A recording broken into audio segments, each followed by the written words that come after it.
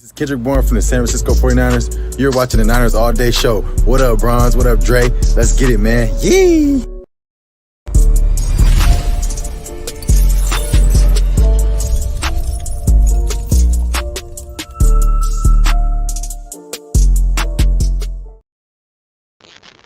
Yo, what's going on? What's going on to all of the Niners All Day supporters? This is your guy, Fran 49er, aka Niners All Day Dre. Shout out to all of the Patreon members. Shout out to all of the people who are subscribed. Shout out to all of the people who come to this channel, man, and view on a regular and make this channel to be what it is. We wouldn't be anything without the supporters, man. So we really appreciate everybody who comes and builds this channel up. Let me give some shout outs to people in here. Spontaneous comments. I've never seen you before, but thanks for showing up, bro. Elite Strike, what's going on? Fable, not angry, but I am disappointed, man. We all seen how Alshire played. We seen how Greenlaw played. He didn't play well at all. So yeah. Shout out to Go Kart Mozart. He's regular. What's up with you, bro? Brian Edwards, Mexican Gonami. I don't care about none of that. Yeah, I don't care about none of that. Francisco Lopez, Anthony Chris, Go Hard, Stacks B, Danny Trey. Man, we got a lot of people in here, Yami. What's happening with you? So I was at work today and I seen breaking news from Nothing But Niners, and I was in my excavator, so I took off my hard hat and played the video. Let me close this window for you guys. That was extremely loud. That idiot is just wasting gas if he doesn't know. So I took my hard hat off, and I put my phone inside of my hard hat and put my hard hat back on. And come to find out that we traded Kwon Alexander to the New Orleans Saints for Kiko Alonso in the 5th round pick. I'm extremely disappointed, man. And I'm gonna break down the reasons as to why I'm disappointed. One reason is we seen how Alshire played yesterday. We seen how Drake Greenlaw played. And I want to share a tweet with you guys that Fred Warner sent out. And this is how much of an impact that Kwon Alexander had. It wasn't just on the field. He said, "I wouldn't be half the player I am without number 56.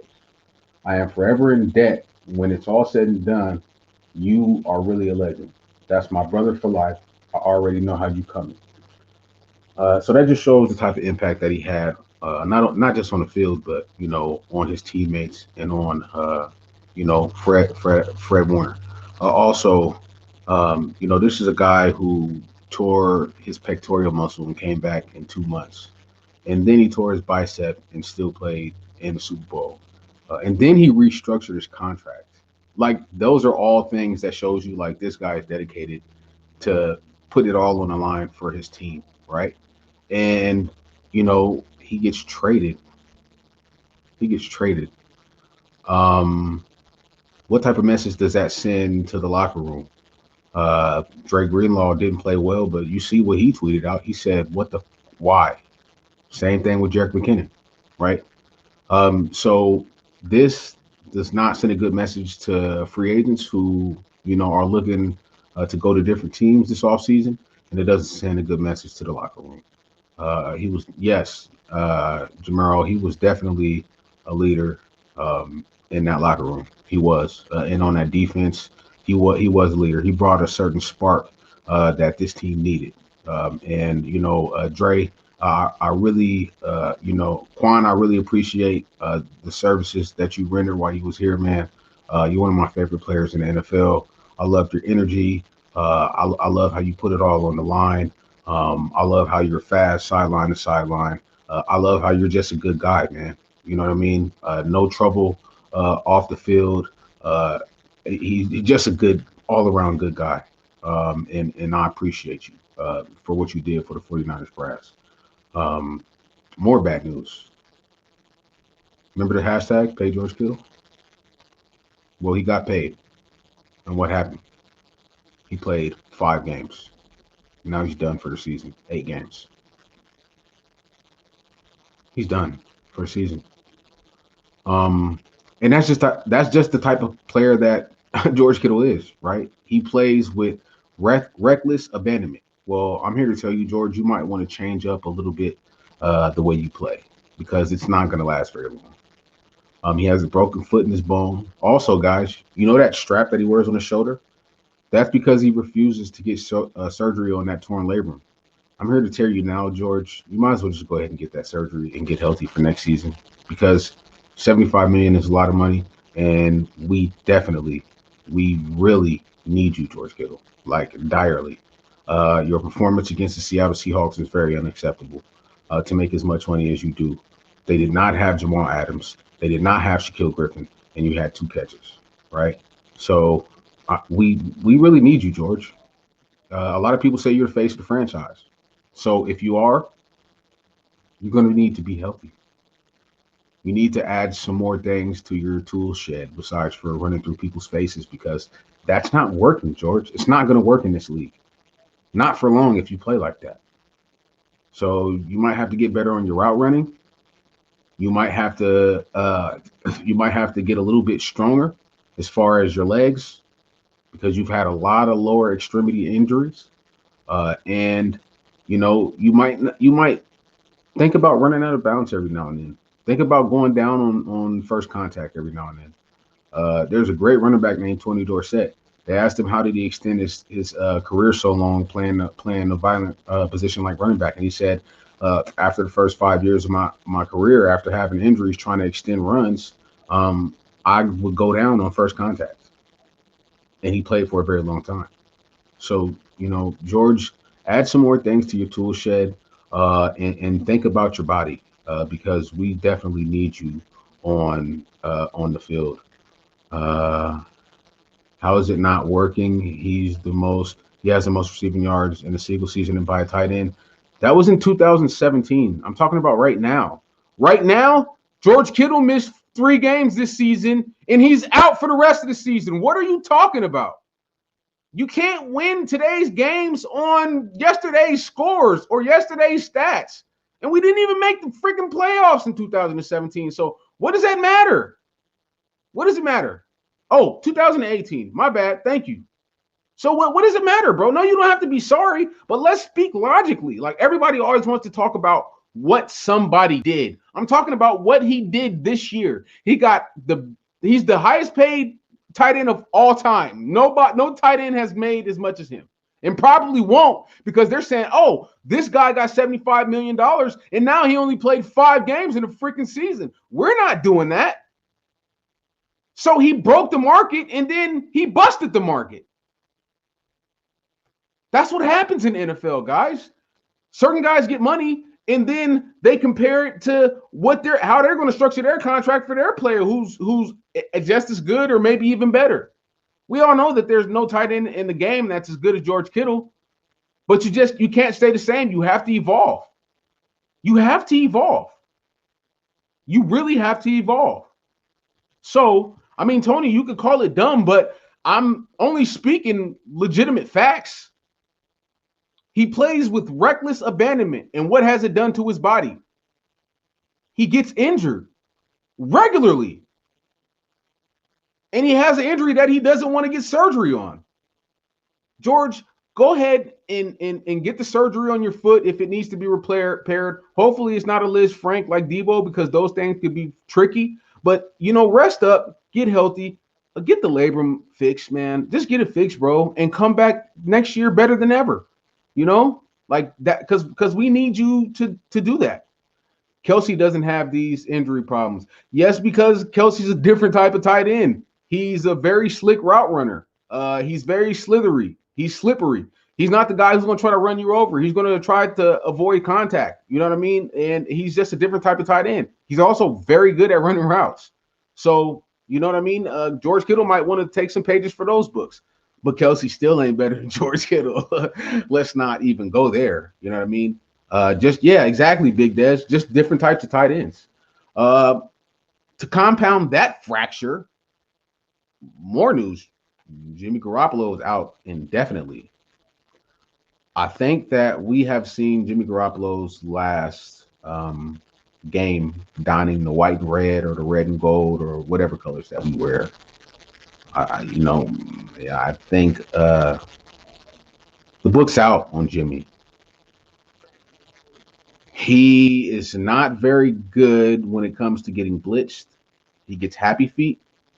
If you've seen Grant Combs live after the game, this is what that's what Jimmy does in the pocket. I think he's done. Go ahead and get what you can for him. That's how I see it. Get a third round pick or whatever. Get a third round pick in a player or something. It just didn't work out. It just didn't work out.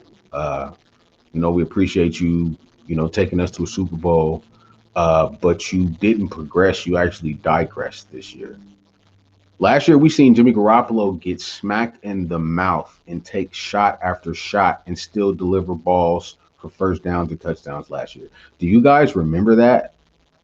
You guys remember that last year where he would stand in a pocket and just get destroyed and you would see a 15, 25, 30-yard gain down the field and he'd get right up and run to the huddle? That Jimmy is not here anymore. I don't know where he is.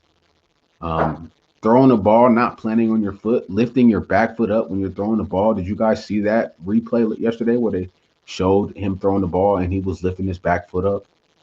The foot that you have to plant and drive off of. Ever since I was young, we're taught. I played baseball also, but I played football also. And when you're taught about throwing the ball, they tell you it's a lot of it is in the legs. It's in your legs and in your hips, right? Foot placement, hip torque. All that working together in conjunction with your arm and your throwing motion. It has to all be in sync. It's kind of like, the pistons, the piston rods have to be greased with the proper oil to get the proper burst so your car keeps on going down the road. Everything has to work in conjunction, and if it doesn't, it just doesn't work. Avoiding contact before the contact gets there, bracing for sacks when guys are 2 or 3 feet away instead of just delivering the ball and taking the hit. I don't know. It was really sad to see a great offense that we only have 1 yard in the third quarter. That's on Jimmy Garoppolo's shoulders, people. It clearly is. Russell Wilson had a guy we've never heard of play running back yesterday and had no problems. None at all. That's the type of quarterback I want. I want the quarterback that makes people better, not the quarterback that Kyle Shanahan literally caters to his inadequacies as a quarterback and basically makes up 30 or 40 different ways to cater to his strengths. I think Kyle Shanahan yesterday just said, you know what? I'm tired of placating to this dude's weaknesses. I'm going to call the game how I want to call it, and if he drowns, he drowns. You bound to drizzle. And he drowned. He drowned. Water coming out of his nose and the rest of his extremities. He drowned yesterday, bro. It was bad. Do you guys know that Nick Mullins came in the fourth quarter and had 238 passing yards, no interceptions, and two touchdowns passing? Do you guys know that? Do you guys know that he also had like a 128 quarterback rating? Do you know how many yards Jimmy Garoppolo had? 84. You know how many touchdowns? Goose egg. Interception. Just not going to work. Sell high and get what you can get. Let's go into the rest of these last 8 or 9 games, and let's see what guys are going to step up. Oh, 3 touchdowns. Thank you for the correction. I appreciate it, bro. Insta 916 sneakers. My bad. I was giving my daughter a bath. Bro. Yeah, just in case. Just in case. What are we talking about? What are we doing here? Family is. You're a great. You know what, bro? I wanted to tell you, you're a great father. Wow, thank you, man. I really appreciate that. You're a great father, bro. I appreciate that. I was ripping and running and doing the dumb stuff when I was younger. I wasn't able to be a father to my daughter because her mom didn't want her around that. You know what I mean? I'm making it up with my son right now, but I really admire that about you, bro. Appreciate that, bro. Yeah, I mean, I was, just got done or whatever. But yeah, what are we talking about in here? We're just talking about. I was saying that I believe that Kyle Shanahan yesterday said, "You know what? I'm not going to placate to this guy's inadequacies as a quarterback. I'm going to call the game that I want to call. I'm not going to cover up his inadequacies anymore. I'm going to show Jed York and anybody else who still wants Jimmy on this team that he just cannot do it." And that's what he did yesterday. And Jimmy drowned. He literally drowned. Yeah, I mean, the injury, the injury pops up, and it obviously now he's on the shelf for how long and stuff like that. But I think I joined in like right when you were talking about Nick Mullins. So it's really funny, right? So Nick Mullins comes in and he does, what you were saying as far as the stats go. But Nick Mullins didn't face any prevent defense, and I think I want to dispel that notion. Okay? Seattle didn't change the way that they played defense when Nick Mullins went in the game. The only thing they didn't. No. The only thing they may have been allowing was they were allowing catches so they could tackle it, but they were disguising blitzes. They were still blitzing. So it was garbage time for sure, but points still count. Prevent. It was not prevent. So don't so look, they needed to get that. So it's so funny. Nick comes in and all of a sudden shot to Kittle, in the down the sideline, shot to the middle to Kendrick Bourne. Brandon Ayuk is busting routes off. Something bigger was going on, honestly. So yeah, man. It was. And it has to be really frustrating if you're gassing yourself out to get wide open and your quarterback isn't finding you. There is nothing more irritating. It's almost like you're running up and down the court and you wide open in the corner for a three and you didn't hit your last 3 shots and you got a point guard who's just hot dogging it and going to the rack and he clearly see you, but he does not pass you the ball, right? It's very frustrating when you're exerting energy on the field and you're not getting the proper. I don't know, bro. It's really frustrating. Right. So, like, remember we were talking, like I said yesterday in a vacuum, I was like, the play calling with Kyle. Well, I think I'm a little bit off of that. Yes, I'm gonna rip him for the Wildcat, but I think I'm a little bit off of that. He was calling the same exact game that he was with Jimmy, and Nick was just executing it better. So, execution, bro. Yeah, man. Execution. Man, I really feel bad, bro. I miss Kwon already. Yeah, I was gonna see if when you were gonna talk about that. So yeah, you did. Yeah, I talked about it, bro. All right, so I have a few things. First thing, last season he tears his pectoral, right? He comes back in 2 months. They dropped the hype video with the baby. He wanted me, but I ain't got the time. Let's keep filling it up with vibes, and he comes back, right? Everybody was hyped, right? He has 2 bad games. He follows that up with 3 really good games where he led the team and tackled those 3 games. In those 3 games, didn't have a missed tackle. Has the injury, and then out of nowhere, we see Dre Greenlaw showed up yesterday. Horrible Al Shire showed up yesterday, and he gets traded.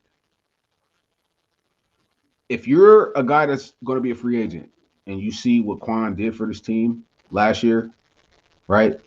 Bringing that energy, hot boys, bringing a new swag, a new energy to the locker room, becoming a leader in the linebacker room, and one of the verbal leaders of the team.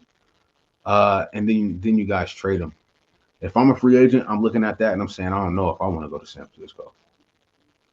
Well, it seemed like the locker room didn't really like it. Like you saw Jet, DJ Jones, Dre Greenlaw.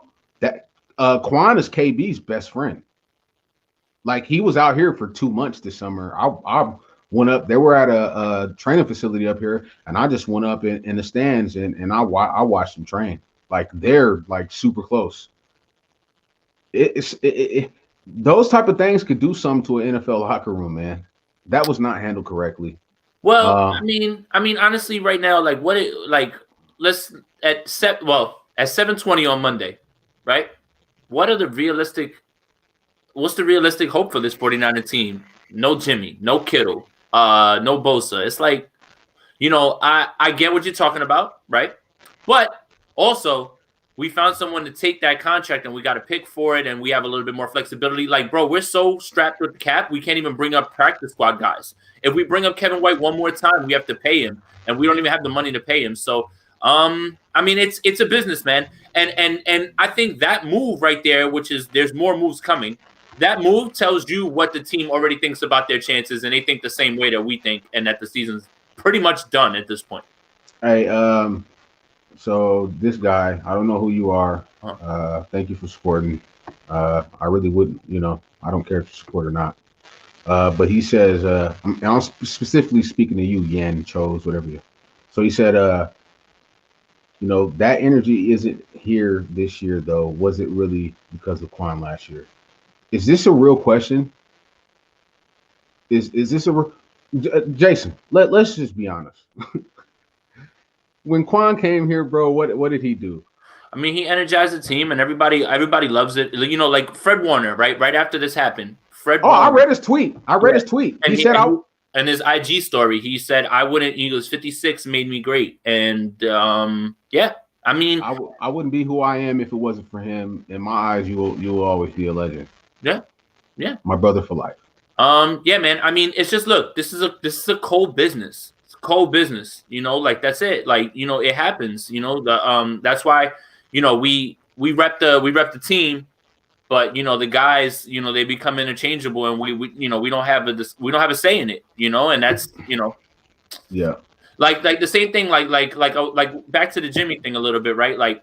Whatever side you fall on this Jimmy thing, whether you're for him or against him, it doesn't matter because it's over. It's done. So no point in wasting or getting blue in the face and arguing about a guy that clearly next year is not going to be here. So I don't know. I hope that helps you guys because I don't want you guys spending pointless time arguing with people about whether he should be here when it doesn't matter. It doesn't matter what we're saying. He's not going to be here. Right. Yeah, he's not going to be here. Jimmy's not going to be here. No, for sure. I'm not going to be here. Yeah, he's not going to be here. Kittle. He's done for the year. I mean, why bring him back? Hey, you know what though? There was somebody in the chat, I can't remember who it was, but they said, Kelsey doesn't have this many injuries. And I said, you know what, you're right. Because he plays a different type of style. Yeah, he does. Kittle needs to add some things to his tool shed. He just needs to slow down. Everything can't be like destroying yourself and trying to kill everybody on the field. Like, I know that that's good and that's what we love about Kittle, but you have to think about your long-term health. And I think, it's tough though. Like, it's hard to tell a player who's used to doing all of that to like, yo, slow down. So I mean, I get the hesitation. It's just, how can you tell George Kittle to not run people over, run block as hard? It's tough. I understand what you're saying, but I just don't know if George will go for that. You could run block as hard as you want. I haven't seen him get an injury run blocking yet, or pass blocking yet. But bro, you can't run through everybody's face, bro. Like, it's clearly not working for you, George. Like, you need to get better at running routes. You need to strengthen your legs because you have had a lot of excuse me. You have had a lot of lower extremity injuries. So you need to strengthen your legs. You need to go ahead and have the surgery on the damn torn labrum and stop being He can do both now. I mean, honestly, look, man, it doesn't get everything fixed. Do both. Fix the foot and fix the labrum. Fix the leg. Do it. Yep. Get it over with, man. Because $75 million. The thing is, he broke the tight end market. And now he just shot it back down below that 75 million because people are saying, look, this man got 75 million and he plays 4-5 games.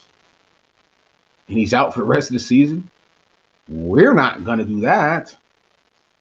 I mean, what was the 75 million really worth it, Jason? I mean, for sure. I mean, we're gonna see the drop off this week for sure. We're gonna see it, right? Like, we're not gonna have Kittle out there run blocking, you know. And the one thing the Packers can't do is defend the run. So, I mean, we're gonna see it, and you can check the numbers of the run game when they're not there. You know, when he's not there, it's true, man. It definitely is. Yeah. But you know, I understand where you're coming from. But I must say, it looks like Jordan Reed is possibly going to play this Thursday. We really didn't see it. We really didn't see a drop off when Jordan Reed was in the game. No, and you know it should be Dwelly time too now. I mean, yeah. You know, he scored a touchdown. You know, when he left the game. So you know. Yeah, man.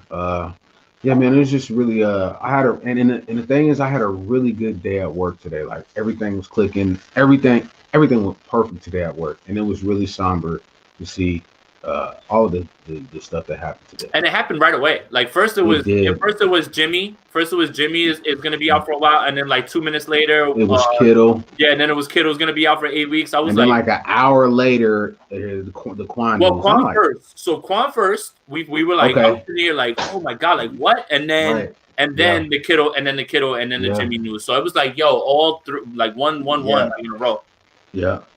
So I mean, who's next? If there's a guy there, if there's 2 contracts that you can get off the books right now and you can get a nice return from, who are those guys? Man, I mean, you know, the clear answer is trying to get rid of D Ford, but you know, nobody's going to take him. Nobody's going to take that. Yeah, no. Yeah. So I mean, I you know, the Tart thing I think is on the table right now.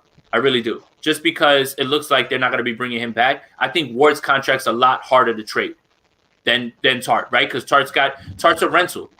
So it's probably going to be Tart. Ward, nobody's going to take that. Well, there was 3 teams who really wanted Ward, and one of them was the Raiders, bro. They're still struggling at safety. Yeah, I mean, if they want to take him, that's fine. You know, Armstead, nobody's taking Armstead with that contract, guys. Sorry. Not gonna happen. Mean, everybody's giving Armstead flack, but he literally has the same stats as Buckner right now. Buckner has 2 sacks. Armstead has 2.5 sacks, right? The tackles for loss basically are almost identical. I think Buckner has like 3 more tackles for loss, but the tackles are the same. Like they're literally the same sacks, and it's like F Armstead, and it's like, well, he doesn't have a D Ford, he doesn't have a Nick Bosa. What did you guys expect? Did you guys expect him like? It's the same thing with Buckner. Like he's not worth $23 million a year, not at all. Buckner's not worth $23 million a year. He's not. So I don't know, man. I think people are just so enamored with sacks, and they don't realize that, you know, there's a lot of other things that you have to do to be a good defensive lineman. And right now, Buckner is ranked number 9 at in as far as defensive lineman. He's the 9th best defensive lineman in the NFL right now. That's not me. That's per PFF, and you guys can look up the rankings if you want to. So yeah.